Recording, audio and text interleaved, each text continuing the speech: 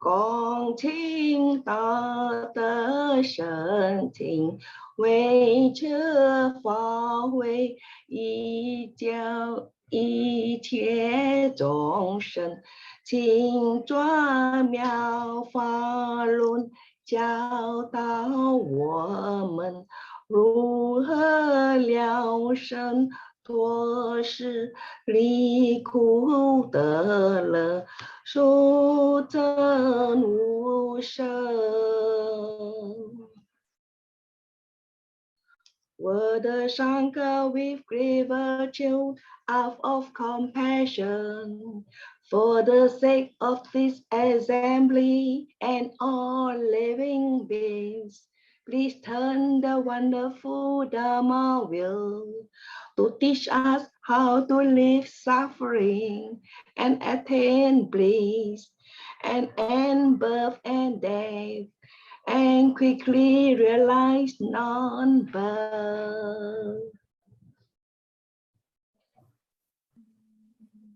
Namo tassa bhagavato arahato samma sambuddhassa.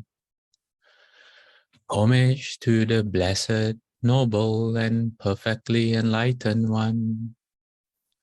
Namo sadanto suchetoye alahati sanmyao sanputoche. 无上甚深微妙法，百千万劫难遭遇。我今见闻得受持，愿解如来真实义。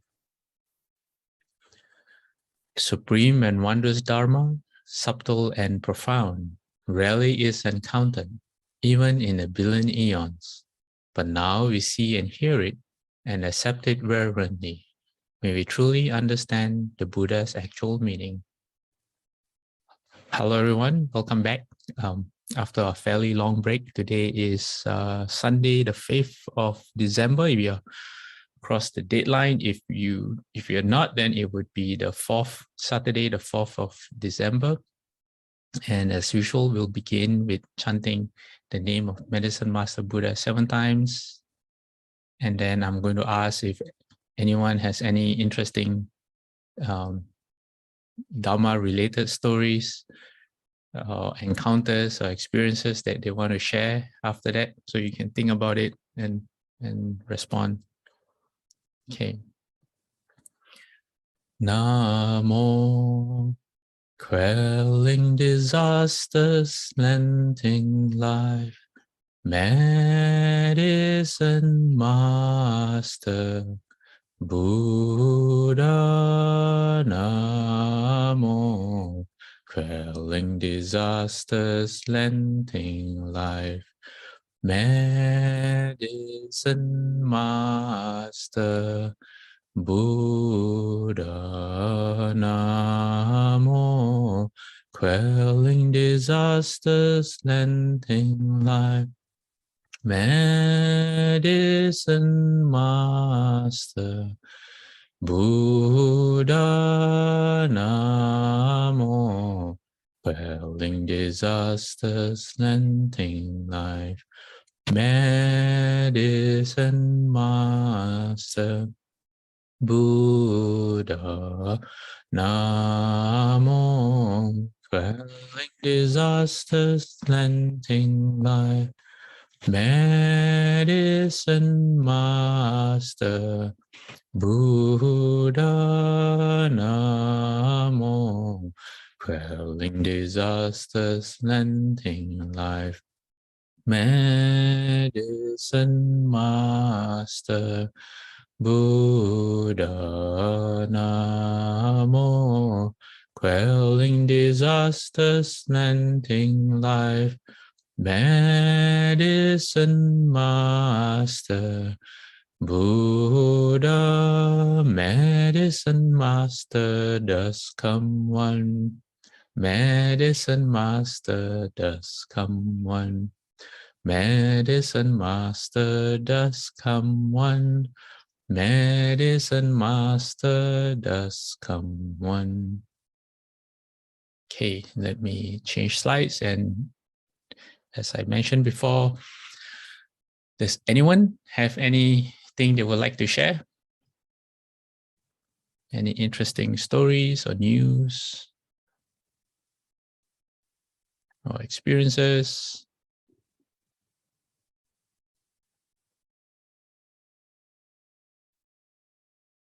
Okay, let me end this slideshow. If you can, if you do, you can chat it during the chat box. Type it, sorry, excuse me, type it into the chat box if you do.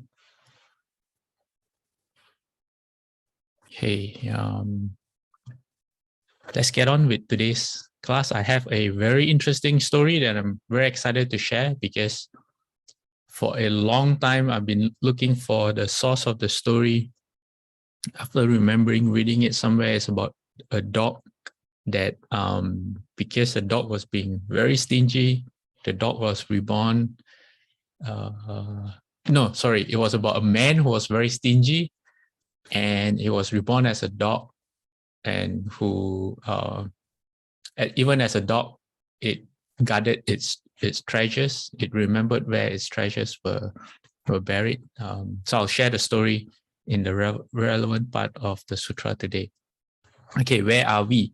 All right, we are in the section of the sutra that continues from what we've been discussing about precepts, but this time Shakyamuni Buddha is speaking about people who harbor stinginess, greed, and jealousy. So let's read that part of the sutra first. It's about 3 slides wrong. Okay. Moreover, Manjushri.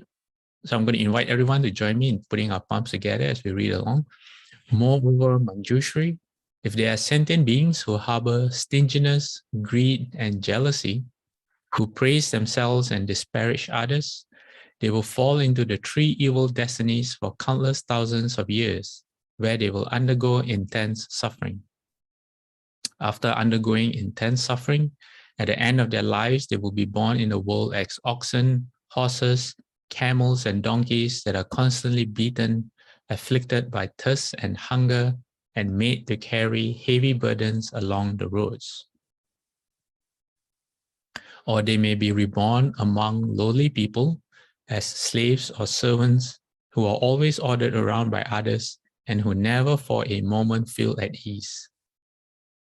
If such beings, in their former lives as humans, heard the name of the world-honored one, medicine master Vaidurya Light Tathagata, and by this good cause are able to remember it and sincerely take refuge with that Buddha, then by means of the Buddha's spiritual power, they will be liberated from all sufferings.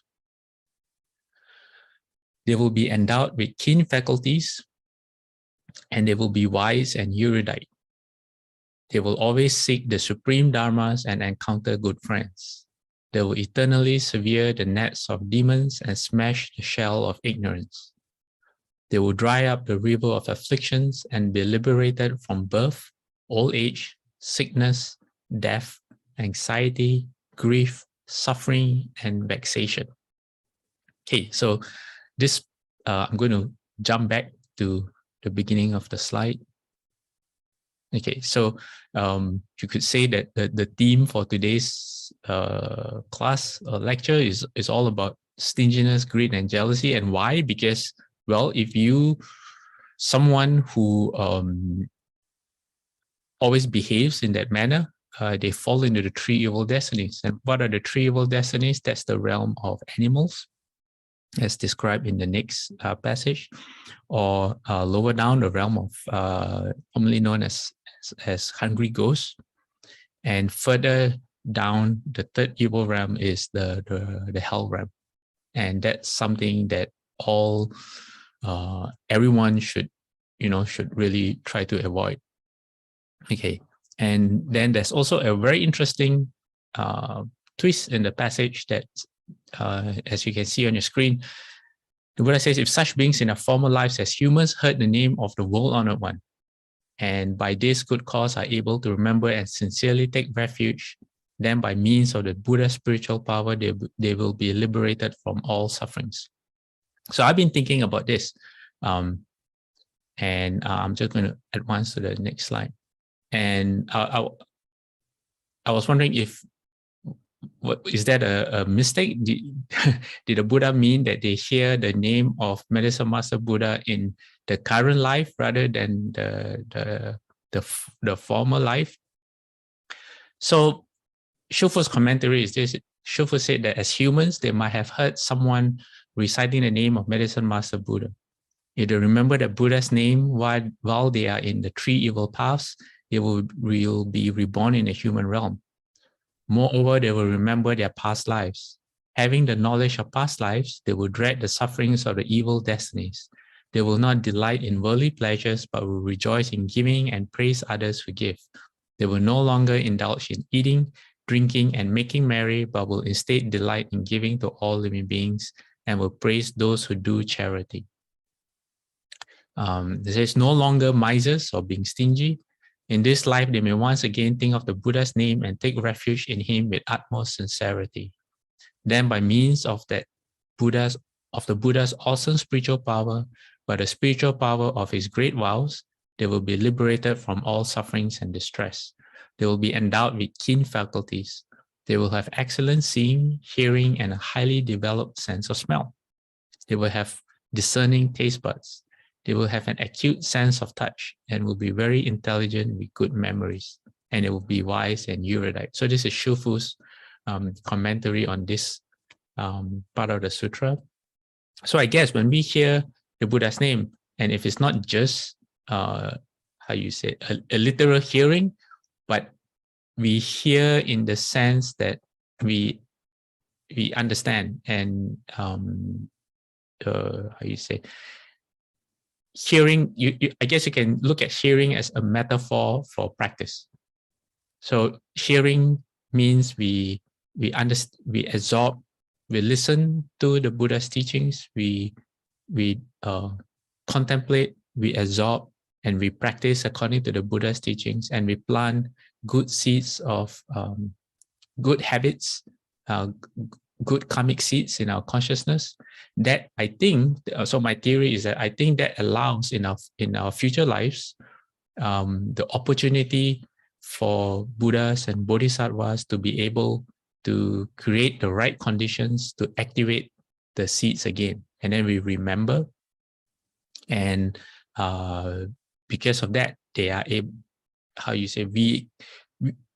we help the Buddhas be able to help ourselves by doing the work ourselves, if that makes sense. By planting good seeds, good affinities with the Dharma and the Buddha, it gives them the ability in the future to save us or to remind us of our past good deeds and our past habits, and then we gravitate towards that. I hope that makes sense. If not, you can ask me more questions, because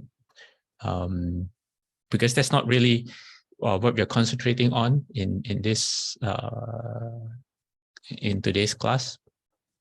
Okay, so let's move on to the next slide. Okay, so this is a poster of the 100 Dharmas. The 100 Dharmas is a shastra that Shufu commented on, and it's a very brief summary of all the different afflictions, sufferings, and all the components of, you could say, our existence. There's a lot more, Shufu says, but they summarize it under the 100 Dharmas. And so when it comes to greed, anger, and stinginess, you can see on the screen highlighted in red, we have greed, and then we have envy or jealousy in the middle bottom.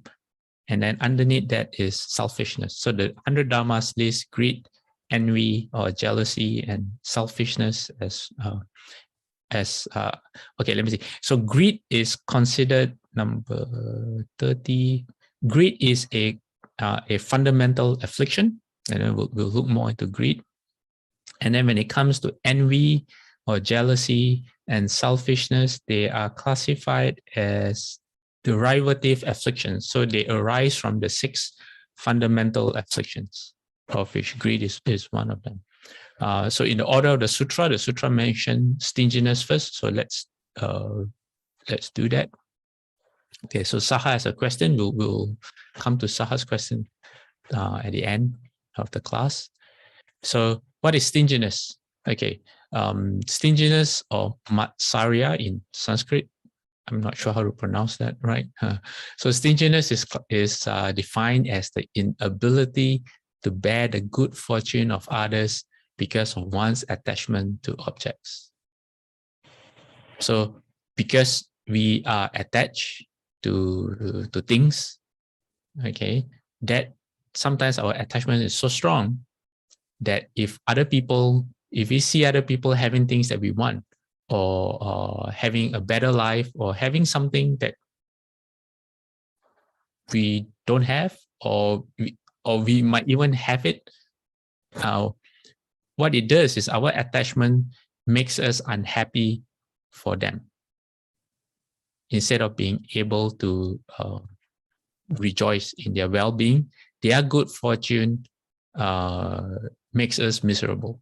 Okay, and stinginess is the opposite of generosity, and it is related to hatred, and the result is mental discomfort and unhappiness. So if you analyze or you pay attention to how you feel when you are overcome with stinginess, you will find mental discomfort and unhappiness. And then in the Shastra and the 100 Dharmas, Shupu says that with this affliction, one is tight with one's benefits, not wishing to share them with others. One is unable to give anything away. It says, for instance, if a stingy person has money and it is suggested he part with some of it, he simply cannot bring himself to do so. He hangs on to that money, squeezing every penny of it so tightly that it turns to liquid and melts away in his palm. Then he wonders where it went. Okay, what does this mean? We'll come to that, because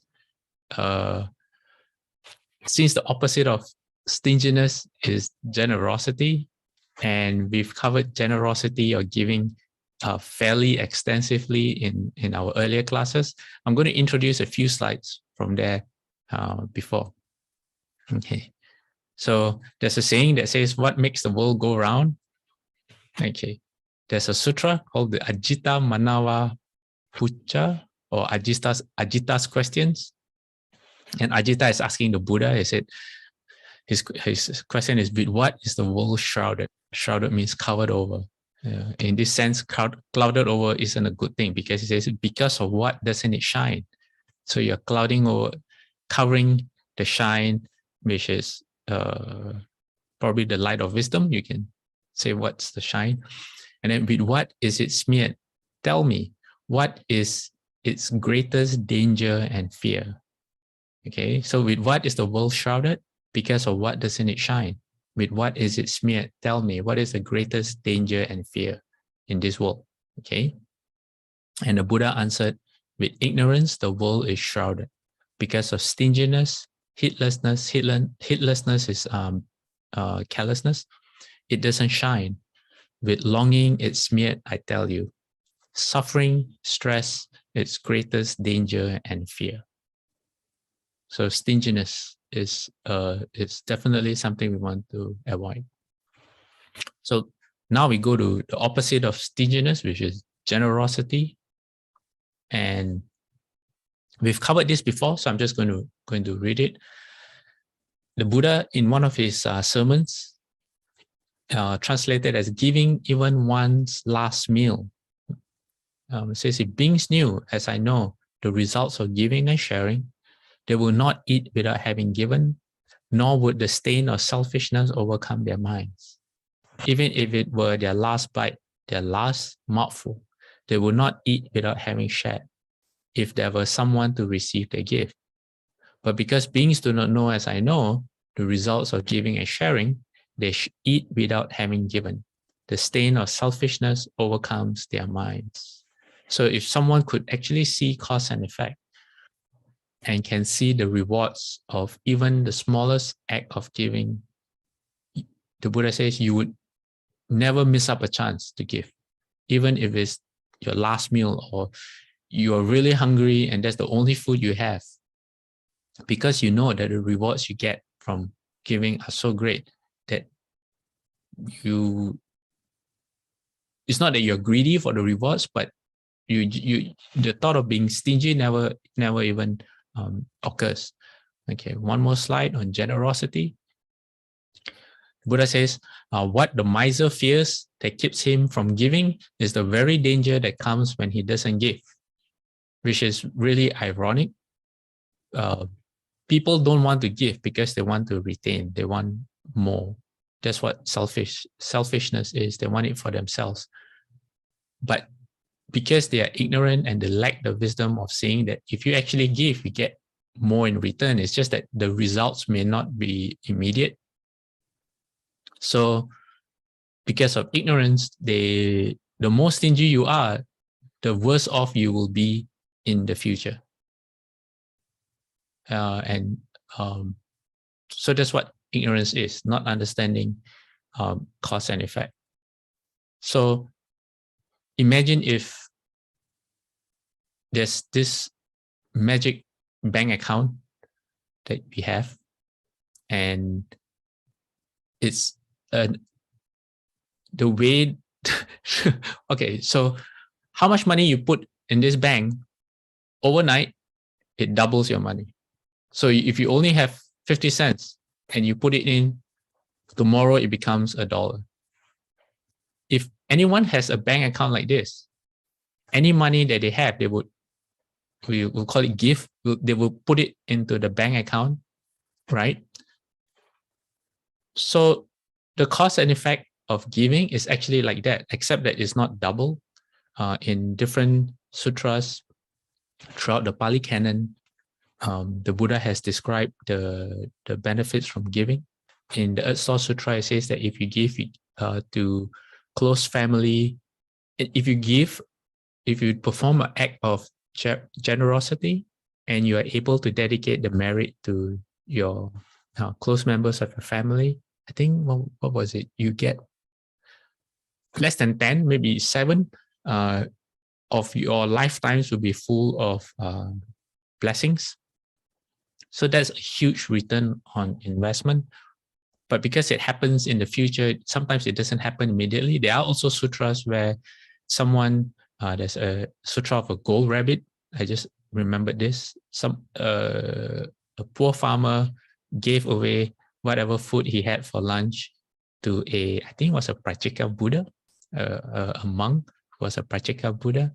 And his immediate reward was a gold rabbit, a magical gold rabbit, that when he broke off a piece of the food, it will grow back again. It's like when I was young, I remember the story of the hen that laid the golden egg or golden eggs, something along those lines.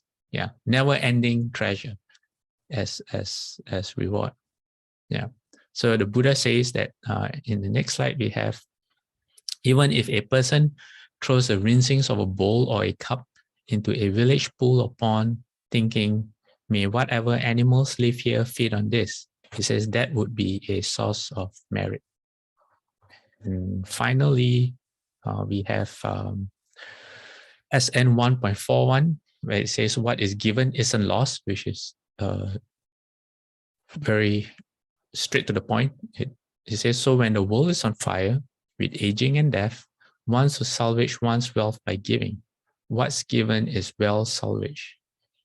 What's given bears fruit as pleasure. What isn't given does not. Thieves take it away, or kings, it gets burned by fire or lost. So any act of generosity will bear its rewards. Yeah, so okay. We've covered stinginess. Now let's go to the next one, which is greed. There are 2 definitions of greed. If you look at in how people analyze Buddhism, known in the Sanskrit as raga or lobha, but in English just translated as greed or passion or desire, is known as one of the 3 poisons.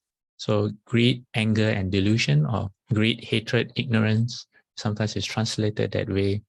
Or desire, hatred, ignorance is the three poisons. So so when does greed happen? Greed happens when there is mental action that perceives an internal or external phenomenon. What's an internal phenomenon? Say a memory, you remember something. External would be anything to do with our senses, our eyes, our ears, nose, tongue, body, or otherwise known as our five skandhas.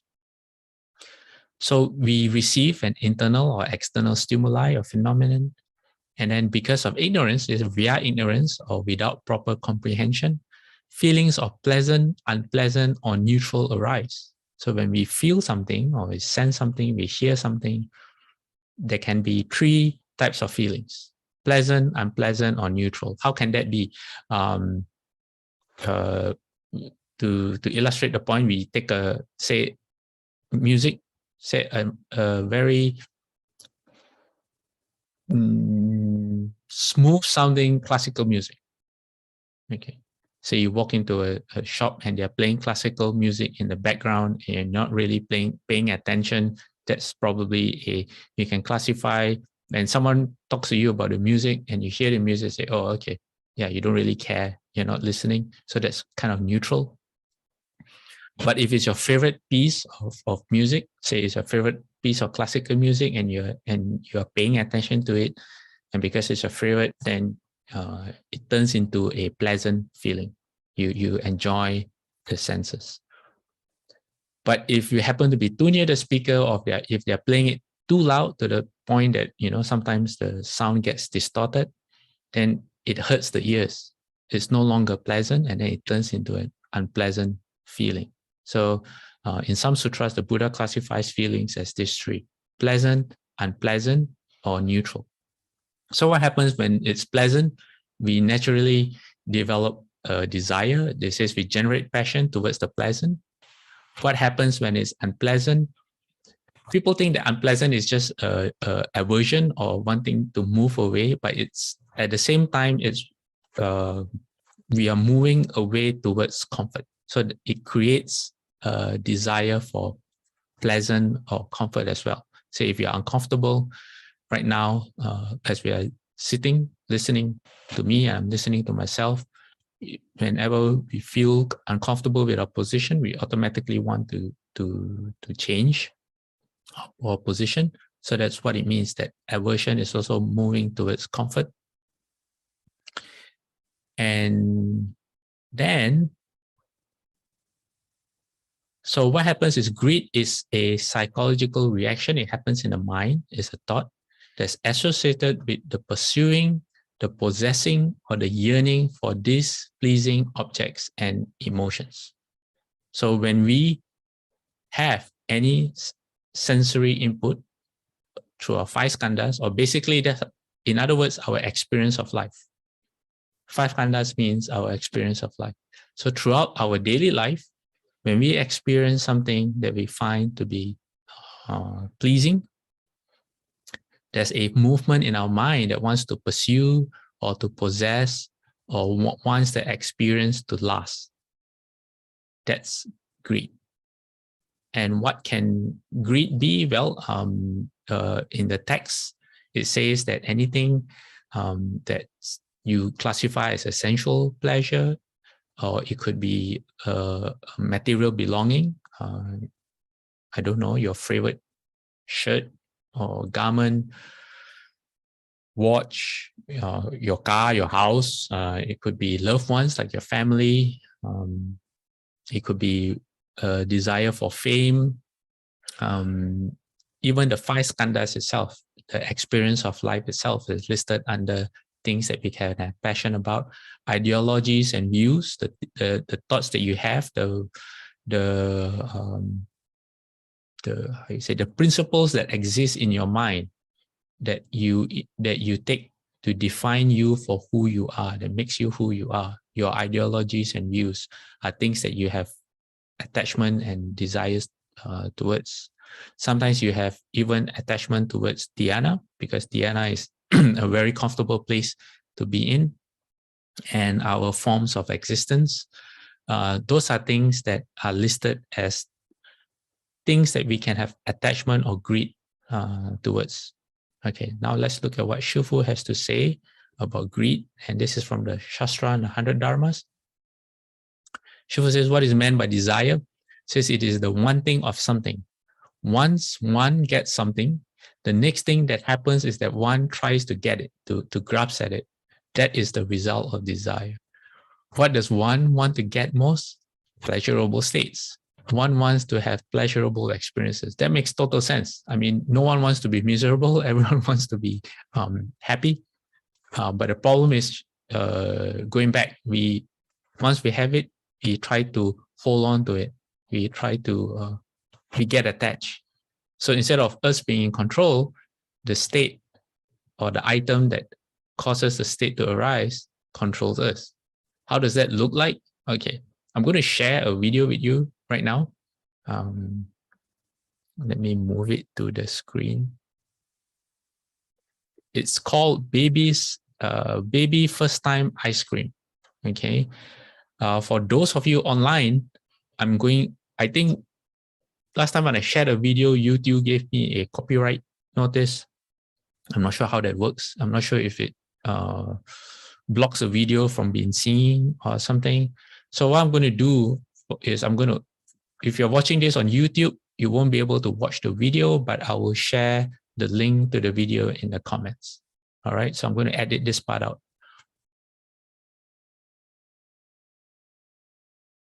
Given that we are on greed right now. Okay, okay, so going on, Shufu says that greed is impossible to satisfy, and there is greed for wealth, for sex, for fame, for food, and for sleep, as well as greed for forms, sounds, smells, tastes, and objects of touch. Meaning, in our daily life, there's greed for a lot of the things that we come across. Shufu also says, why is greed considered unwholesome? Because it is a default kind of dharma. It is unclean. Anyone who is greedy, therefore, is also unclean. One has this defilement and filth, and one has attachments. That is why greed is not good. Retributions involving suffering come as a result of having been greedy in the past. Any suffering due to you in the future would be the result of present greed. That's a really powerful statement. The last sentence, any suffering due, there's a typo, any suffering due to you in the future would be the result of present greed. So any greed that we have right now, that, you know, it's, in other words, we're just planting the condition, we're just planting the seeds for future suffering to arise for ourselves. But we don't look at greed that way. We don't look at anytime we want something more of something, or, you know, we have greed. We always think that we are satisfying an urge. We never ever look at it in terms of cause and effect as to what am I doing for my future and for my future lives. Yeah. Okay, let's move on to jealousy. So Saha says that attachment to anything in life is the worst thing that could happen to anyone, especially attachment to emotional love. Anyone who's ever been in emotional love creates a really strong attachment. Yeah. Okay, jealousy or ishya in Sanskrit. Again, I can't pronounce it well. Jealousy or envy is the unwholesome displeasure one experiences when witnessing others' virtues, gains, and rewards, or simply general well-being. It's very similar to how greed was defined earlier. It is inseparable or cannot exist independently from aversion or ill will or hatred. So whenever we have feelings of jealousy, within that jealousy also we have aversion, which is, aversion means you're pushing away of, or ill will and hatred. So jealousy is the opposite of the salutary mental state of sympathetic joy or mudita, which is one of the 4 Brahma Viharas. So sympathetic joy means that I like to define sympathetic joy or empathetic joy, depending on who translates it, mudita, as insurance for happiness. Because what sympathetic joy is whenever you see someone who's happy, who has good fortune, or anything good happens to them, you feel happy for them. And your happiness might be even greater than their happiness. Someone wins something, and if a very rich person wins a car, and to them it's no big deal because they could have afforded the car anyway. So they're happy, but they're not like ecstatic. But because you are full of mudita or sympathetic joy, you feel more happy for them than they feel for themselves. And that's really important because that form of happiness creates a lot of merit for oneself. Yeah. So that's why one of mudita or empathetic joy, sympathetic joy is one of the main practices of the Bodhisattva. Okay, what else? Shufu commentary on jealousy. Shufu says this affliction occurs when one becomes envious of those who surpass one in some way or another. For example, someone may be endowed with an excellent memory. Because of this, one becomes jealous of that person, thinking if only that person weren't around, then I would be number one. As long as he's here, I don't get to be first. So Shufu says that is jealousy. I think when Shufu shared this example, he was probably speaking to someone who was listening at that time. Therefore, Shufu uses the peculiar example of excellent memory. And then Shufu says, or one may get jealous of someone with a higher level of education than one possesses and end up thinking the same kind of thought, thinking that as long as that person is around, I can't be number one. Without that person, I would be the most highly educated one here. So being jealous of anyone who surpasses one in any way is included in the definition of this affliction. Okay, so there's a sutta called the Questions of Brahmadatta. So Brahmadatta was a king who had an audience with the Buddha and asked the Buddha some questions. And one of the questions that King Brahmadatta asked was about jealousy. So this is the Buddha's answer. Buddha says that, great king, recognize the following 6 things as characteristics of jealous people. What are they? Okay, the first one is being deceitful like a crow. If anyone has any examples of what this means, please share it with us. Okay, what being deceitful like a crow means. Okay. Second one is talking foolishly. Third is lacking self-control. Number 4 is being pleased when others are denounced. Number 5, doubting the qualities of others. Number 6, thinking excessively. I think number 6, there's a lot of suffering there. Someone who thinks excessively.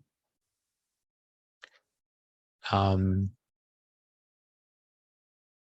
7, being excessively sorrowful. Number 8, possessing extreme mental discomfort. Number 9, being envious. Number 10, possessing a decrepit figure and complexion. Number 11, being overwhelmed with pride. Number 12, disliking monks. Number 13, being rude towards unexpected visitors. Number 14, looking for mistakes to start an argument. And number 15, being stingy regarding one's residence. That means not being a good host. And the last one is not attending teachings, meaning anything related to the Dharma, not listening with attention but having a distracted mind, spreading rumors, and saying with contempt for the Dharma, I don't understand what was said. It is a foolish, mundane, conventional Dharma being taught. Trying to put people down. Yeah. Or trying to put people down, discredit or devalue things that people do. That's a fundamental characteristic of what jealousy is. Okay, so Melinda in the chat box says, okay, there are different selling, okay, her question is related to greed. It says there are different selling strategies such as buy two, free one packages. Do this fall under greed? Only the person would know, Melinda. The person, no, let's not talk about on the seller side, okay, but on the buyer side, people who respond to anything when you buy something, regardless of whether it's a sale or not a sale, it could be full price, it could be discounted, it could be, you know, 3 for the price of 2, buy 2 get 1 free. Only the person would know for themselves if they are being greedy or not. So on the surface, you can't really tell. You know, someone might be trying to save money, they're being frugal, or at the same time they could be stingy. You can't really judge. Yeah, that's why we have to look inside ourselves and see our own motivations. Okay. Now I'm going to share a sutta with you. It's called the is it Kula or Chula? I'll just say Kula. Kula Karma Vibhanga Sutta, the shorter exposition of karma. And I'm going to read part of the sutra first, and then I'm going to share why I'm sharing this sutra. Okay, so it starts off like this. It says, thus I have heard. On one occasion, the Blessed One was living at Savatthi in Jeta's Grove, Anathapindika's park. Then Subha, the student, in parentheses, it says a Brahman, meaning of the gentleman class, or it could be he was, let me say, Brahmin. Okay, anyway, let's say he's on the upper class, well educated. And Subha is Todiya's son, went to the Blessed One and exchanged greetings with him. And when the courteous and amiable talk was finished, he sat down at one side. When he had done so, Subha, the student, said to the Blessed One, says, Master Gautama, what is the reason, what is the condition why inferiority and superiority are met with among human beings, among mankind? For one meets with short-lived and long-lived people, sick and healthy people, ugly and beautiful people, insignificant and influential people, poor and rich people, low-born and high-born people, stupid and wise people. What is the reason? What is the condition why superiority and inferiority are met among human beings, among mankind? So basically, Subha's question, Subha, the son of Todiya, is asking the Buddha, why among human beings, everyone's fate is so different. There's such a wide disparity among the things that people are able to enjoy, their families, you know, the way they are, the things that they are born with, and their quality of life. Okay. So before we go further into the sutra and the Buddha's answer, why I found this sutra very interesting is because this sutra has a very, very interesting backstory, which was given to us by a very famous Buddhist commentator, Buddha Ghosha, who was around, I think, in the 5th century. And a lot of the Theravada texts that has been compiled, like the Visuddha, I better not pronounce, but a lot of the main Theravada Shastras that have been compiled and used today were thanks to Venerable Buddha Ghosha. Okay, so what's the interesting backstory? All right. First, we talk about Subha's dad, Todeya. Todeya was was, because at the point of this sutra, Todeya was no longer. But when he was alive, he was very, very rich. And he was a very learned Brahmin or gentleman. And he was so trusted by the king, King Pasenadi of Kosala. Some say that he was the king's astrologer, meaning he helped the king plan how and when to make certain decisions. That the king actually gave him a whole village for him to take care. So that's Todeya. And he had only one son, which was Suba. So despite his riches, Todeya was a very, very stingy person. He was so stingy that anyone who came to his house, whether they were beggars or whether they were monks or mendicants from different schools, he turned them away. Yeah, and not only did he turn them away, he would often scold them as well. And he encouraged other people, including his son, to do the same. Yeah. So Todeya was not a disciple of the Buddha, and it is said that when whenever he encountered the Buddha, he would not. I'm not sure if he was disrespectful, but he was definitely not respectful, because he would address the Buddha in the same manner as how he would address a friend. So there wasn't any respect. It might have been cordial, but there wasn't any respect. Yeah. And he, how he would teach the son.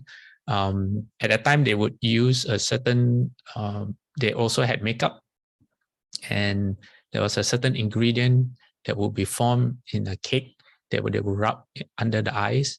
He would explain to the son, he says that if you give away your wealth, he says just as that cake of makeup, as you rub under the eyes, eventually will disappear.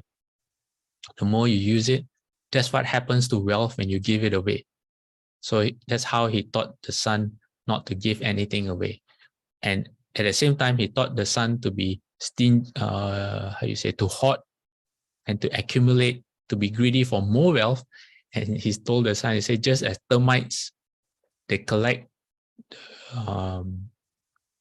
earth grain by grain, but they're able to build a huge mound. Says that's how you should treat your wealth. Don't give anything away, but at the same time, get as much as you can until your riches grow and grow. Okay, so that's how he taught his son.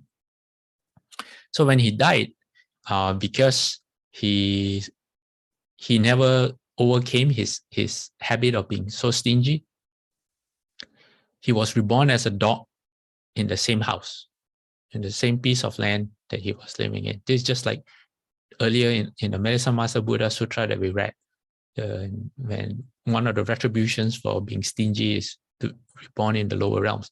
So Todeya, poor Todeya, was born as a dog. And because of his past affinities with the son felt really affectionate to this dog without knowing what was going on. So the son personally took care of the dog, gave it good food, would bathe the dog on a regular basis, and not just bathe the dog, but perfume the dog so the dog would smell nice, and give it a very special soft cushion bed that the dog loves to sleep on.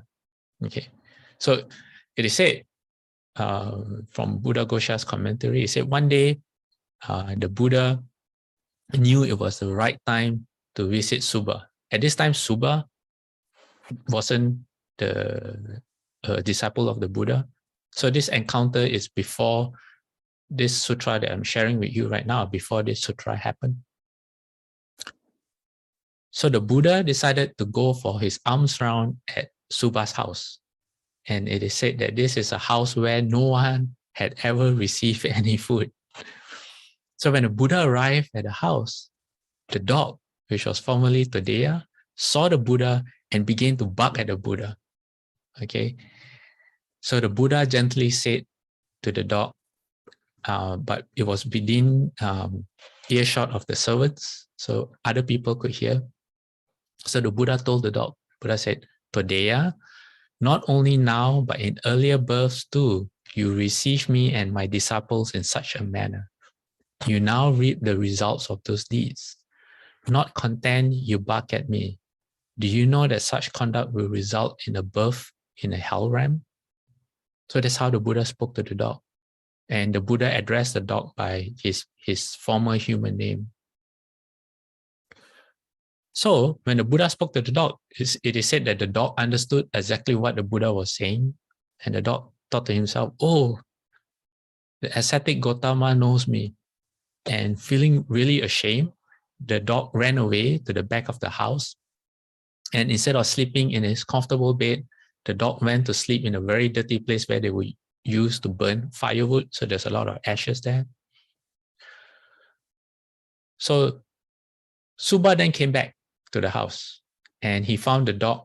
First thing he did was he looked for the dog. And he found the dog in that dirty place.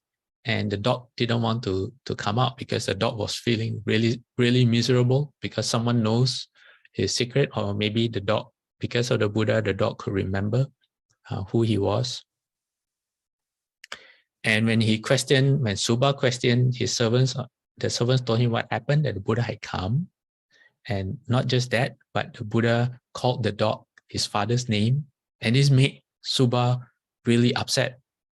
He says, how can the Buddha do such a thing? My father has been reborn in the abode of Brahmas. Because they were Brahmins, they believed that by doing certain things, by being a good Brahmin, doing certain ceremonies, maybe even sacrifices, offerings to the gods, that you will be reborn in the realm of the Brahma god. So that's what his son believed, because his father was a good Brahmin. So hearing this, he got very upset, and he immediately went to wanting to confront the Buddha. Okay, so as he approached the Buddha, who was back in, I think, the grove, wherever the Buddha was staying, the Buddha started to have thoughts of loving kindness and compassion towards Suba. And the effect that this had was that when Suba came directly in front of the Buddha, he was no longer angry, but he still had his question. He said, my father has been born in the Brahma world. He says, why did you have to demean my father by addressing the dog in his name? Okay. So what the Buddha did was, the Buddha first confirmed that yes, that indeed happened, that the Buddha did call or talk to the dog using his father's name. And then the Buddha asked Suba, he said, oh Suba, is it true that there are still a number of properties which your father had failed to mention where they are kept? Suba then responded, yes, indeed, there are 3 in number: a gold necklace, a pair of gold slippers, and a gold vase worth 1 lakh each. 1 lakh is a number of 100,000. In other words, these are 3 really valuable items, and also a lakh of cash, all totaling 4 lakhs in value. These are mentioned in the list of properties bequeathed to me, but cannot be found or traced anywhere. So basically, when Todaya passed away, he had a whole, being, I'm not surprised that, being the miser that he was, he would have an account of all his properties and his assets. It all went to his son, but there were 4 missing items. Okay, a gold necklace, a pair of gold slippers, and a gold vase, and the 4th one was a bunch of cash, all worth a lot of money, which could not be found. So the Buddha said, okay, if so, he said, Suba, go home now, and on your arrival, feed the dog with milk rice and other nice food. When the dog is in deep sleep, whisper in its ears, Father, please show me where your treasure is buried. And he told Suba, he said, the dog would then reveal everything. So this is a very unusual, imagine yourself and someone were to tell you that, Buddha or no Buddha, especially if you are not a disciple of the Buddha, it is a very, very unusual request. So Suba thought to himself, he said, if what Aishin, I think Aishin is a word for teacher or mendicant, says if what Venerable Gautama has said were true, the missing properties will be recovered. If his words were found to be false, I can then accuse him of telling lies. So either way, he thought he would win. So he went home, he fed the dog with good things to eat until the dog was full. And then when the dog was sleeping, he whispered in his ear and said, "Oh, Father, these properties," and then he listed down the 4 properties. He says, "Where are they kept? Please show me where they are." So the dog, he said that the dog was in a dream-like state, started howling because the dog said, "Oh, my secret is out. They all know who I really am." And in this dream-like state, the dog went to 4 different places on the property and started digging. And so these 4 different places, when the people started, when the servants dug further, they found the 4 items as indicated by that the Buddha told Suba was missing. Yeah. So because of this incident, Suba then became warmed up to the Buddha, and at the point of this sutta that we are reading right now, Suba then had this question about why there are differences in people, and because of his increasing faith in the Buddha and respect, after this sutta, he became a disciple of the Buddha. So that was a story I wanted to share, but there's more than that. There's a very interesting text, a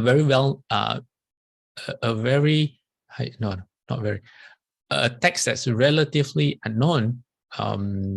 It's called The Birth Stories of the 10 Bodhisattvas. It's about the Buddha describing who the 10 future Buddhas will be after Shakyamuni Buddha.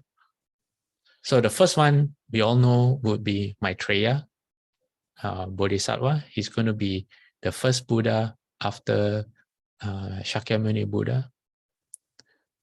And the interesting part is Suba, this young man who is in our protagonist in the sutta, is going to be Buddha number 7, and his name will be Deva Deva, God. Deva means God. He will be Buddha number 7 after Shakyamuni Buddha. When he achieves enlightenment, instead of the Bodhi tree, he will achieve enlightenment under the Champaka tree. I think some of us are familiar with what the Champaka tree is. They have very nice smelling white flowers. His lifespan will be 80,000 years, and his height will be 80 cubits. I didn't have time to find out what cubits are. 80 cubits in height is a very tall, that's very tall. And it is said that during that time, when he becomes a Buddha, a special fragrant rice will grow. People won't have to work at that time, not like now where we have to work and earn money for a living. At that time, you don't have to work, and if you want to eat, there's this special fragrant rice that you can just harvest and eat. And instead of factories or people making things to sell, there will be a wish-fulfilling tree, a very special tree that will grow the things that you want. Whatever you want to grow on a tree, and you just take and use. You know, when people wish money grew on trees, this is even better than that because it grows whatever you want. I'm not sure how it works. Maybe we can be reborn in that time and find out for ourselves. I wish all of us get enlightened before that. But so Suba will be Buddha number 7, and his name will be Deva Deva. But guess who's going to be Buddha number 8? You want to guess who's going to be Buddha number 8? His dad, Todeya. Todeya will be Buddha number 8, and at the same time, and the Buddha describes that Todeya will become a Buddha under a trumpet flower tree. There's a tree that you can find in India, Nepal, right now. Also, there will be a special fragrant rice that will grow during that time.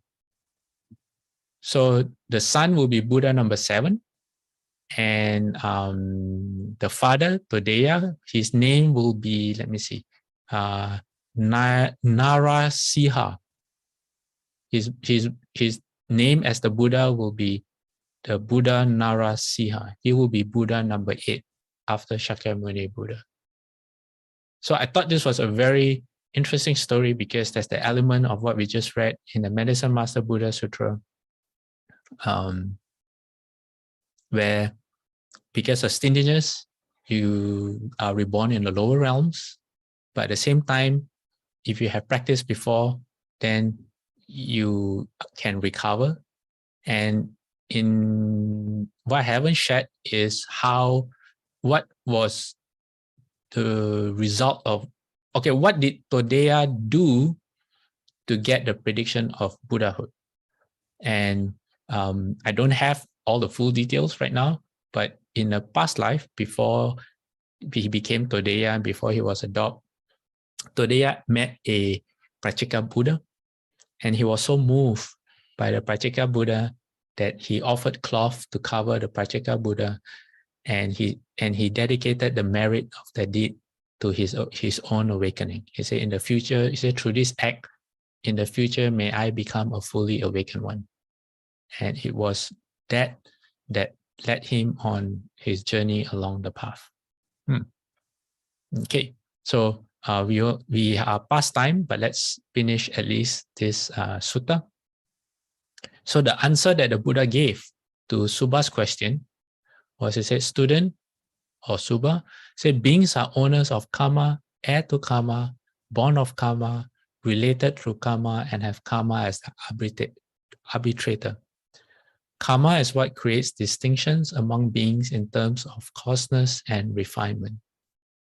The Buddha explains further, it says there is a case where a man or a woman or man is envious or jealous. He or she envies, begrudges, and broods about others' gains, honor, respect, reverence, salutations, and veneration. Through having adopted and carried out such actions, on the breakup of the body after death, he or she reappears in the plane of deprivation. Plane of deprivation means the lower three realms, the animal realm, hungry ghost realm, and the hells.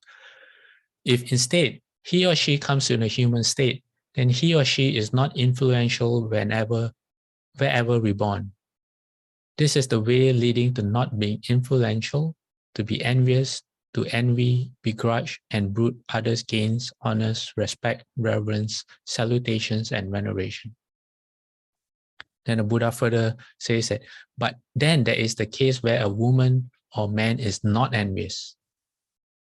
Because of time, we don't have, I'm not going to read the whole sutra, but basically, it's the opposite. So a person like that, you're not jealous, you appear in a good destination, but if you're not in a good destination, which is the heavenly realms, and you're reborn as a human, you have influence. That means people listen to you. Okay, and then the Buddha also says that when it comes to stinginess, the Buddha says there's a case where a woman or man is not a giver of food, drink, cloth, sandals, garlands, scents, things that other people need. But because you're stingy, you don't give away. Again, the same thing happens. It says after death, a person like this will appear in the plane of deprivation. If the person were to reborn as a human, the Buddha says he or she will be poor wherever they are reborn. So someone who is not generous will be poor, or worse still, be born in the three lower realms. And then correspondingly, the opposite is if a person is generous, then you go to a good destination, the heavenly realms. Or if you are reborn as a human, then you will be wealthy. You will not have one for money. Yeah. So I guess that concludes our class for today. Let me see. So Saha says, so Saha's question is, when we chant the Medicine Master Buddha mantra, can we dedicate the merit to be born in Amitabha's land? I don't see why not. That's entirely up to you. You could be chanting Medicine Master Buddha's mantra because of the state of the world that we are living in right now. Medicine Master Buddha mantra seems really appropriate. But that does not mean that you have to be reborn in Medicine Master Buddha's Pure Land. No one's going to force you to, put you in handcuffs and drag you to Medicine Master Buddha's Pure Land. Whether the choice to make, if you, regardless of the practice, is up to you. So logically speaking, if most people, they want to be born in Amitabha Buddha's Pure Land, they do the usual Pure Land practices are all related to Amitabha Buddha. That helps keep the mind focused. But there's there's just that reason. It doesn't mean that you will be, or you have to. You can do any other practice. You can recite Great Compassion Mantra, for example. You can recite Om Mani Padme Hum, or any other virtuous and merit practices. But dedicate all that to be reborn in Amitabha's Pure Land. Yeah, that's up to you. Your intention is up to you. So Ron says, Fasha, I hope we can question and discuss these topics next week and take these topics to a more practical level. Sure, Ron, if you have something in mind, share with me.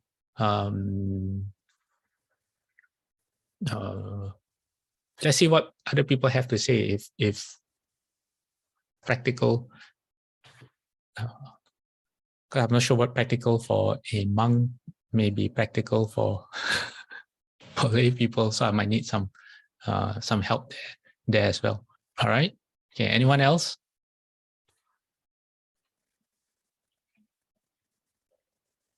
Okay. Let's transfer merit. How do I? Okay, and this slideshow, and then.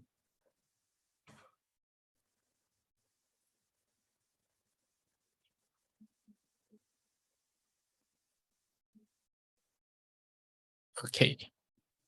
Everyone ready? Let's put our palms together.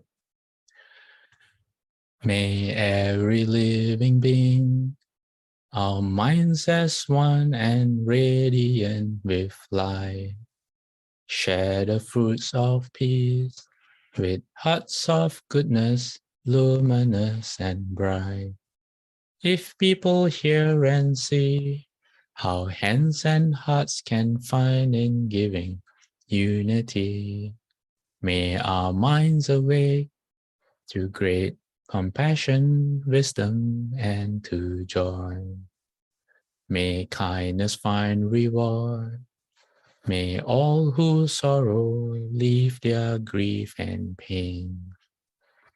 May this boundless light dispel the darkness of our endless night. Because our hearts are one, this world of pain turns into paradise. May all become compassionate and wise. May all become compassionate and wise. Okay, let's do 3 bows to the Buddha and to Venerable Master. Okay.